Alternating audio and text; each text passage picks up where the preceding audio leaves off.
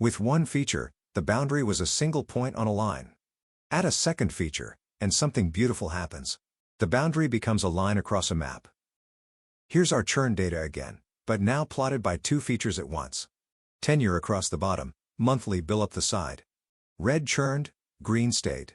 The model's task is to separate them.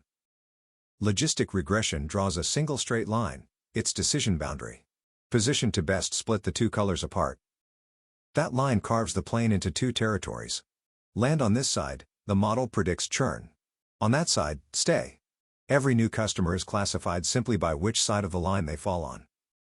This is the very same idea as before. The score Z is now W1 times tenure, plus W2 times bill, plus B. The boundary is precisely where Z equals 0, where the probability is 1/2. And distance still means confidence. Points far from the line, deep in their own territory, get confident predictions near 0 or 1. Points hugging the line are the uncertain ones. Of course, not every line is a good one. A poor boundary, like this, slices right through both groups, misclassifying customer after customer. Training's whole job is to find the line with the fewest, least costly mistakes. But what if no straight line can split the classes? Same trick we used in regression.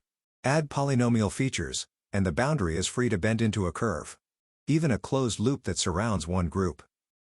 So a decision boundary is the frontier between predicted classes. Straight for plain logistic regression, curved once we add polynomial features. Next, once the model makes its calls, how do we count the mistakes? The confusion matrix,